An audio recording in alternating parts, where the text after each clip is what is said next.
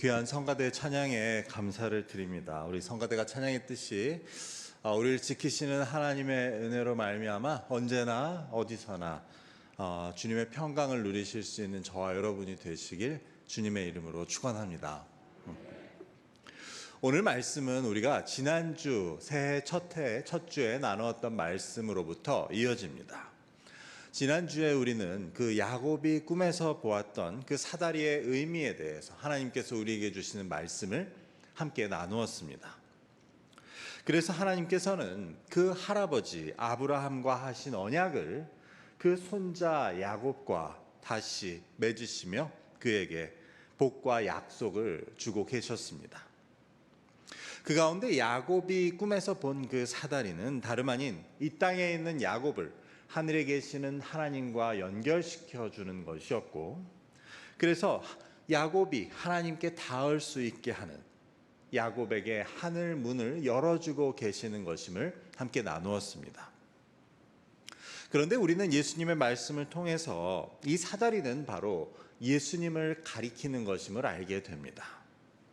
즉 야곱이 본 사다리의 의미와 같이 예수님께서는 이 땅에 육신을 입고 내려오심을 통해 우리와 하나님 사이의 중보자가 되어 우리와 하나님을 연결시켜주고 우리를 하나님과 화목하게 해서 우리로 하여금 그 하늘의 보좌에 담대히 나아갈 수 있게 해주신 분이라는 사실입니다. 더 중요한 것은 하나님께서는 이 꿈과 약속을 야곱의 인생의 가장 어려운 시기, 그가 모든 것을 잃고 빈손으로 홀로 밑바닥에 처하게 되었을 그때 하나님께서는 야곱에게 이 꿈과 약속을 주고 계셨다는 말씀입니다. 그래서 우리 역시 이 한 해가 우리가 기대한 대로 평안하고 순조로운 한 해가 되든 아니면 우리의 기대와 달리 어려운 한 해가 되든 우리에게는 하나님께서 주시는 이 꿈과 약속이 있음을 기억해야 한다는 말씀이었습니다. 우리를 위해 보내주신 그 사다리 예수 그리스도만이 오직 우리의 소망과 기대가 되고 올 한 해 우리의 비전과 목표가 되어야 한다는 말씀입니다. 이어지는 오늘 말씀에서는 지난주에 말씀드렸듯이 이처럼 고난과 절망 속에서 하나님을 만나고 하나님이 주시는 꿈과 약속을 받은 야곱이 이제 무엇을 하고 있었는가에 대해 함께 말씀을 나누고자 합니다. 야곱은 하나님을 만나고 하나님께서 주시는 꿈과 약속을 받고 나서 하나님께 서원을 하고 있습니다. 성경이 보여주는 이 언약은 사실 일방적인 약속과는 다르다고 하겠습니다. 그래서 언약 관계에 있는 당사자들은 서로가 서로에 대한 약속을 하게 되는데, 이처럼 자신에게 나타나셔서 꿈과 약속을 주시는 하나님에 대한 야곱의 반응은 그의 서원이었습니다. 하나님께서 자신에게 주시는 꿈과 약속에 대해 야곱도 하나님께 서원을 합니다. 그래서 우리는 이 야곱이 하고 있는 서원의 의미를 살펴보며 우리도 올 한 해 하나님 앞에 어떤 서원을 할지 생각해 보게 됩니다. 아니, 어떤 서원 이전에 우리가 먼저 생각해야 할 것은 우리의 서원이 왜 중요한지, 그 의미를 보아 우리에게 왜 서원이 꼭 필요한 것인지를 우리는 나누게 됩니다.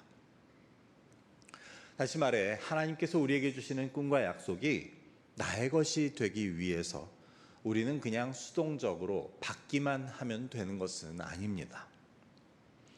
즉 우리에게도 하나님의 택하심과 부르심에 대한 우리의 응답이 요구되는데 오늘 야곱의 서원은 이것을 보여줍니다.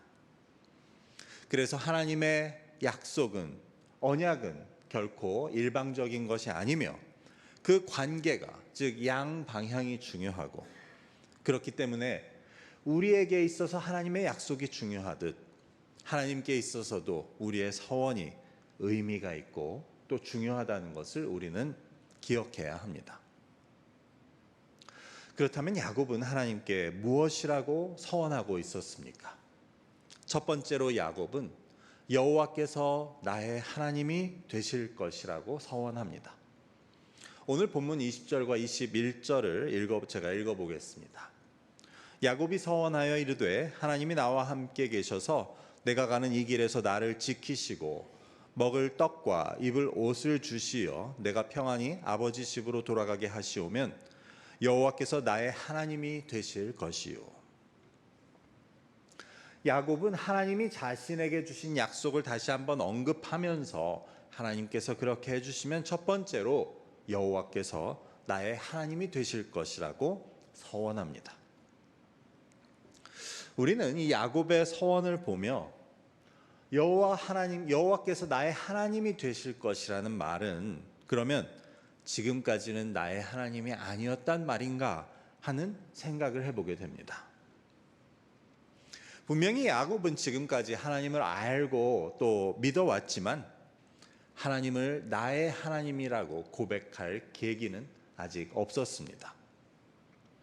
이를 알 수 있는 것은 바로 앞에서 하나님께서 13절에 야곱에게 나타나셔서 스스로를 말씀하시는 것을 통해 알게 되는데, 하나님은 야곱에게 나는 너의 조부 아브라함의 하나님, 너의 아버지 이삭의 하나님이다 라고 소개하고 계셨던 것입니다. 그래서 야곱에게는 여호와를 단지 할아버지와 아버지의 하나님으로 아는 것을 넘어서서 나의 하나님, 즉 야곱의 하나님이라고 고백하게 되는 것이 필요했습니다. 그래서 어떻게 보면 지금 하나님께서 야곱에게 나타나셔서 하시고 계시는 일은 야곱으로 하여금 여호와를 나의 하나님이라고 고백하게 하는, 그래서 단지 아브라함과 이삭의 하나님만이 아닌 야곱의 하나님이 되시고자 하는 그러한 뜻이 있으셨음을 우리는 알게 됩니다. 이는 우리의 경우도 마찬가지입니다. 우리 스스로를 생각해 보아도 그렇고 우리의 자녀들을 생각해 보아도 그렇습니다. 우선 우리도 하나님을 나의 하나님으로 만나고 고백한 경험이 없다면 우리 역시 이런 계기와 이런 사건이 필요하다고 할 수 있습니다. 내가 성경에서 읽고 또 수없이 이야기를 들어 알아온 그 하나님을 나의 하나님으로 고백하게 되는 것이 필요하다는 것입니다. 이것은 우리의 자녀들도 마찬가지 아닙니까? 자녀들은 처음에 부모님을 따라서 부모님 때문에 교회에 나오는 경우가 많습니다. 그런 경우 그들에게는 그 아버지 어머니가 믿는 하나님, 즉 아버지 어머니의 하나님이 언젠가 나의 하나님이 되는 그런 계기가 꼭 필요하다는 것입니다. 그것이 없이는 태어나면서부터 교회에 다니고 하나님에 대해서 아무리 지식적으로 잘 안다고 해도 아무 소용이 없습니다. 성경이 보여주는 이 하나님은 나와 직접적으로 상관이 없을 때에는, 다시 말해 나의 하나님으로 고백하기 전까지는 아무 의미도 없다고 할 수 있습니다. 대신 내가 하나님을 나의 하나님으로 고백하게 될 때 비로소 우리의 믿음이라는 것은 시작되게 됩니다.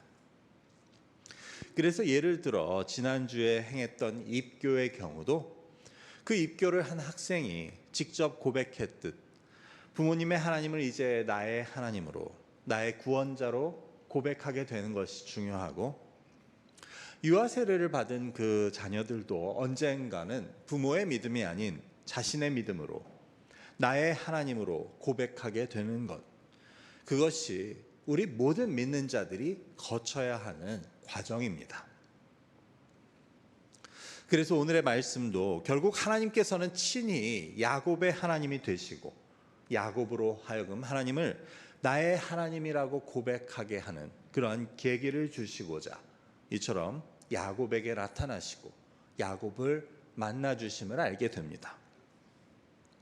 그래서 그의 인생의 가장 힘든 때에 하나님께서는 야곱에게 꿈과 약속을 주시고 이로 인해 야곱으로 하여금 자신 앞에 나타난 그 여호와를 나의 하나님이라고 고백하게 만들고 계셨습니다.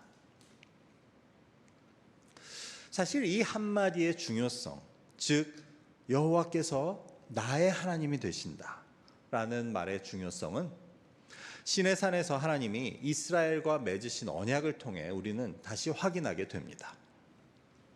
결론부터 말하자면 하나님께서 우리를 택하시고 우리를 구원하신 이유와 그 목적은 바로 우리의 하나님이 되시기 위함입니다. 그 시내산 언약에 나타나는 그 핵심의 내용을 성경은 이렇게 증거합니다. 레위기 26장 12절의 말씀입니다. 나는 너희 중에서 행하여 너희의 하나님이 되고 너희는 내 백성이 될 것이니라. 그래서 하나님이 그들의 하나님이 되시고 그들이 하나님의 백성이 되는 것, 이것이 바로 하나님께서 이스라엘을 택하시고 구원하신 이유였습니다. 이것은 그 언약이란 것의 핵심에는 바로 관계가 있다는 것을 보여줍니다. 그래서 언약이란 것이 무엇을 서로 주고받는 언약이 아니고, 하나님께서 우리에게 원하시는 것은 제물도 제사도 아니고 바로 우리와의 관계였습니다. 그래서 친히 우리의 하나님이 되시고 우리를 백성 삼으시는 것, 그래서 우리 가운데 거하시고자 하는 것, 그것이 바로 우리를 향한 하나님의 뜻이자 목적이었습니다. 이것은 이미 그 할아버지 아브라함에게 주신 언약에도 드러나 있었습니다. 창세기 17장 7절입니다. 내가 내 언약을 나와 너 및 내 대대 후손 사이에 세워서 영원한 언약을 삼고 너와 내 후손의 하나님이 되리라. 여기서도 하나님께서는 내가 너와 내 자손과 언약을 맺어 너와 내 후손의 하나님이 되리라고 하십니다. 뿐만 아니라 이후에 예레미야를 통해서도 이렇게 선포하십니다. 예레미야 30장 22절입니다. 너희는 내 백성이 되겠고 나는 너희들의 하나님이 되리라. 그렇다면 이것이 왜 그렇게 중요합니까? 우리는 이 결혼하는 커플들의 언약을 통해서 그 의미를 생각해 볼 수 있습니다. 예를 들어 남녀가, 커플이 결혼을 통해 부부가 될 때 그 결혼의 중심에는 이런 언약이 있습니다. 이제 나는 당신의 남편이 되고 당신은 나의 아내가 되는 것입니다. 그래서 그 언약을 통해 그 전까지는 상관없던 둘이, 관계가 없이 남남이었던 둘 사이에 이제 관계가 생기게 되는 것입니다. 이 관계는 눈으로 볼 수 있는 것은 아니지만 눈에 보이는 다른 어떤 것보다도 중요한 의미를 가집니다. 그래서 하나님과 우리와의 관계도 마찬가지입니다. 하나님께서는 나의 하나님이 되시고 나를 하나님의 백성 삼기를 원하셔서 나를 택하고 부르셨기 때문에 이제 그 앞에 나도 나의 입으로 하나님을 나의 하나님이라고 고백하는 것이 그 무엇보다도 중요한 것임을, 그 언약을 완성하게 되는 것임을 우리는 알게 됩니다. 그래서 야곱은 자신에게 나타나셔서 꿈과 약속을 주시는, 자신의 하나님이 되기를 원하시는 하나님께 이렇게 서원합니다. 하나님의 꿈과 약속이 내게서 이루어지는 그때 여호와는 나의 하나님이 되실 것입니다. 우리는 성경에서 특별히 그 중에 아가서나 또한 호세아 그리고 에베소서에서 하나님과 그 백성 간의 관계를 부부관계에 비유하는 것들을 보게 됩니다.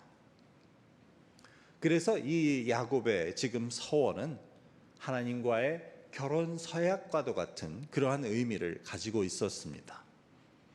그래서 야곱은 그 하나님이 이제 나에게 어떤 분이 되신다는 것을, 즉 할아버지나 아버지의 하나님이 아닌 이제 나의 하나님이 되신다는 것을 고백하고 있었습니다. 여기 계신 여러분들은 하나님과 이런 서약을 하셨습니까? 나를 백성 삼으시고 나의 하나님이 되시기를 원하는 그 하나님 앞에 여호와는 나의 하나님이시라고 엄숙히 서약을 하셨습니까? 만일 그렇다면 우리는 이 한 해를 시작하며 우리가 한 그 서약을, 그 서원을 다시 기억할 수 있어야 합니다. 그래서 내가 과연 그 서원에 걸맞는 삶을 살고 있는지, 내가 그 약속에 걸맞는 삶을 살고 있는지를 돌아볼 수 있어야 합니다. 혹 만일 아직 그런 서약을 하지 못했다면 우리는 더 이상 미루지 말고 하나님 앞에서 그 하나님을 나의 하나님이라고 고백할 수 있어야 합니다. 왜냐하면 이런 고백과 서약이 없이는 하나님과 나는 여전히 남남일 수밖에 없고, 결국 그렇게 될 때 우리는 문 밖에 서서 두드리고 계시는 하나님께 문을 열지 않고 대답하지 않고 있는 모습일 수밖에 없기 때문입니다. 이어지는 야곱의 두 번째 서원은 바로 내가 기둥으로 세운 이 돌이 하나님의 집이 될 것이라는 서원이었습니다. 22절의 앞부분을 읽어보겠습니다. 내가 기둥으로 세운 이 돌이 하나님의 집이 될 것이요. 여기서 야곱이 기둥으로 세웠던 돌은 바로 그가 베개로 삼았던 돌이었습니다. 그런데 앞에서 보면 야곱은 잠에서 깨자마자 이곳은 하나님의 집이라고 하며 그 돌을 가져다가 기둥을 삼고 기름을 붓습니다. 이런 그의 행동은 상징적인 것이었습니다. 즉 내가 기둥으로 세운 이 돌이 하나님의 집이 될 것이라는 그 야곱의 말은 앞으로 하나님이 나와 함께 하시는 어디서나 내가 하나님을 인정하고 하나님을 드러내겠다는 서원이었습니다. 나는 어디를 가든지 그곳에 나와 함께 하시는 하나님을 위해 집을 짓겠다. 이런 야곱의 서원은 사실 그 할아버지인 아브라함이 했던 행동들이었습니다. 즉 아브라함은 여러분 아시듯이 그가 어디를 가든 그곳에서 늘 가장 먼저 하나님을 위한 단을 쌓았던 것입니다. 지금 화면에 보시는 구절들은 아브라함이 하나님께 제단을 쌓았던 세 곳, 즉 세겜과 베델과 헤브론에서 아브라함이 쌓은 제단에 대해 설명하는 구절들입니다. 그렇게 볼 때 오늘 말씀의 야곱은 그 할아버지 아브라함이 두 번째로 쌓았던 그 제단을 쌓았던 곳, 그 베델에서 그 할아버지와 같이 자신도 돌을 세워 그곳을 하나님의 집이라고 하고 있었고, 그래서 내가 어디를 가든지 그곳에 하나님의 전을 짓겠다고 서원하고 있었던 것입니다. 아브라함이 어디를 가든지 그곳에 하나님을 위한 제단을 쌓았던 것이나 지금 야곱이 내가 어디를 가든지 하나님의 전을 짓겠다고 하는 것은 모두 같은 것을 뜻합니다. 즉 하나님이 나와 함께 계시다는 것을 내가 인정하고 또 드러내겠다는 서원입니다. 야곱의 경우 하나님은 나와 함께 계셨지만 내가 모르고 지냈던 그 시절과는 달리, 혹은 하나님께서 나와 함께 계셨지만 내가 무시하고 그것을 숨기고 살았던 시절과는 달리 이제는 하나님이 나와 함께 하심을 드러내고 그 하나님을 내 중심에 모시겠다는 서원입니다. 그렇게 볼 때 이 두 번째 서원은 첫 번째 서원으로부터 이어지고 있었습니다. 즉 하나님이 나의 하나님이라고 서원한다면 그런 자의 삶의 모습은 어디를 가든지 하나님이 함께 하심을 인정하고 드러내는 자의 모습이 되는 것이 맞다는 것입니다. 그래서 이 야곱의 두 번째 서원을 보며 저와 여러분도 마음에 이런 서원을 하나님께 드릴 수 있기를 바랍니다. 이번 한 해 내가 어디를 가든지 무엇을 하든지 하나님께 단을 쌓고 하나님의 전을 짓는 자가 되겠습니다. 그래서 하나님께서 나와 함께 하심을 내가 인정하고 드러내며 또 하나님을 내 삶의 중심에 모시는 이번 한 해가 되기를 서원합니다. 이런 서원이 있으시기를 바랍니다. 하나님이 내 옆에 계시지 않는 듯 살아왔고, 혹은 나와 함께 계시는 하나님을 의식하지 않거나 무시하고 살아왔던 지난 시절과는 달리 어디를 가든지 하나님께 제단을 쌓고 하나님이 전을 짓는 저와 여러분 모두가 되시기를 주님의 이름으로 축원합니다. 야곱의 세 번째 서원은 내가 하나님께 11조를 드리겠다는 것이었습니다. 22절의 후반부를 읽어보겠습니다. 하나님께서 내게 주신 모든 것에서 10분의 1을 내가 반드시 하나님께 드리겠나이다 하였더라. 야곱은 이제 하나님이 내게 주신 모든 것에서 10분의 1을 반드시 드리겠다고 서원합니다.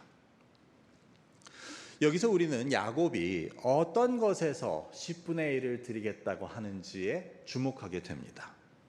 야곱은 하나님께서 내게 주신 모든 것에서 라는 단서를 달고 있습니다. 이것이 뜻하는 것은 무엇입니까? 우리가 지난주 말씀에서 보았듯이 지금 이 말을 하고 있는 야곱은 말 그대로 빈손이었습니다. 베개로 삼을 보따리 짐도 하나 없이, 여분의 옷가지도 없이 돌을 베개 삼았다는 것은 그야말로 손에 아무것도 없었음을 보여주고 있었습니다. 그런데 그런 야곱에게 하나님께서는 나타나셔서 지금 내가 누워있는 이 베델 땅, 이것을 너와 네 자손에게 주겠다고 하시고 땅의 모든 족속이 너와 내 자손으로 인해 복을 받을 것이라고 하시는 것입니다. 그렇게 볼 때 지금 빈손인 이 야곱에게 지금으로부터 생기게 되는 모든 것은 다 하나님이 주신 것이라고 할 수 있었습니다. 지금 야곱의 상황에서 돌을 베고 자고 있는 야곱이 어떻게 이 베델 땅이 자기의 땅이 될 것이라고 상상할 수 있었겠습니까? 만일 그것이 가능하다면 그것은 하나님이 주셨기 때문일 수밖에 없었습니다. 그래서 야곱은 이처럼 아무것도 없는 빈손에서 하나님께 고백합니다.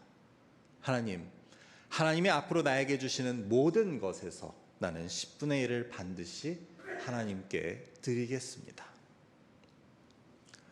여러분, 그렇게 볼 때 이 10분의 1이 큰 것이었습니까? 아니면 작은 것이었습니까? 지금처럼 빈손인 야곱에게 하나님께서 그 약속하신 것을 다 주신다면 그 중에 10분의 2, 아니 10분의 3이라도 아깝다고 여기겠습니까? 그렇게 볼 때 이 야곱의 마지막 서원에 있어서 중요한 것은 다름 아닌 이제부터 자신의 모든 것은 하나님이 주신 것이라는 그러한 믿음이었습니다. 아무것도 없는 자신에게 그런 약속을 주신 하나님께 야곱은 10분의 1을 반드시 드리겠다고 서원합니다. 우리는 이런 야곱과 같은 믿음을 욥의 이야기에서도 보게 됩니다. 욥은 아들이 7, 딸이 3, 양이 7,000마리, 낙타가 3,000마리, 소가 1,000마리, 암나귀가 500마리였고 종도 많이 거느린 자였습니다. 그런데 더 놀라운 것은 그 모든 것이 하루아침에 사라졌다는 것입니다. 재산은 그렇다고 치고 아들과 딸마저 하루아침에 모두 죽었습니다. 그런데 욥은 이에 대해 무엇이라고 하고 있습니까? 욥기 1장 21절의 말씀입니다. 이르되 내가 모태에서 알몸으로 나왔사온즉 또한 알몸이 그리로 돌아가올지라. 주신 이도 여호와시오 거두신 이도 여호와시오니 여호와의 이름이 찬송을 받으실지니이다 하고, 욥은 내가 태어날 때 아무것도 가져오지 않았으니 모든 것은 다 하나님이 주신 것이라고 고백합니다. 그러니 하나님이 다 가져가셔도 하나님이 찬양을 받으실 것이라고 하고 있었습니다. 10분의 1을 드리는 것은 이런 믿음이 있을 때 가능합니다. 나는 빈손으로 왔고 다 하나님이 주신 것이면 그 중에 10분의 1을 아깝다고 할 수 없다는 것입니다. 반면에 우리에게 그런 믿음이 없으면 10분의 1은커녕 그 반의 반도 드리기 힘듭니다. 그래서 지금 빈손으로 하나님의 꿈과 약속을 받고 있는 야곱은 하나님 주시는 모든 것에서 10분의 1을 반드시 드리겠다고 서원합니다. 그래서 앞에서 하나님을 나의 하나님이라고 고백하고 하나님이 함께 하심을 인정하고 드러내기를 서원했던 야곱은 이제 하나님이 나에게 주신 모든 것에서 10분의 1을 반드시 드리겠다고 마지막으로 서원하고 있었습니다. 우리의 경우도 지금까지 모든 것이 하나님의 은혜라고 입으로는 고백하면서도 그 고백의 증거인 10분의 1을 드리지 못했다면 올 한 해는 하나님께 내가 하나님 주신 모든 것에서 10분의 1을 드리겠다는 서원과 결단이 있으시기를 바랍니다. 올 한 해 나는 빈손으로 오직 하나님 주신 꿈과 약속을 의지하여 시작한다는 마음을 가질 때 우리는 하나님 주시는 모든 것에서 10분의 1을 감사함으로 드릴 수 있을 것입니다. 사실 10분의 2, 10분의 3을 드리는 것도 불가능하지 않습니다. 왜냐하면 이것은 결코 남아서 드리는 것이 아니기 때문입니다.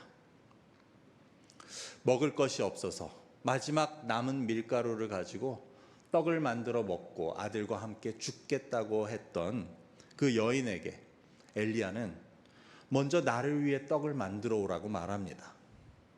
이 얼마나 어이없는 말입니까?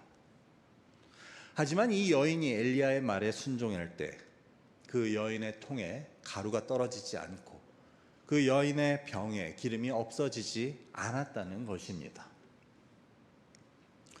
이처럼 10분의 1은 하나님께 드리는 것은 남아서 드리는 것이 아닙니다. 하나님은 우리의 계산을 초월하시는 분이십니다.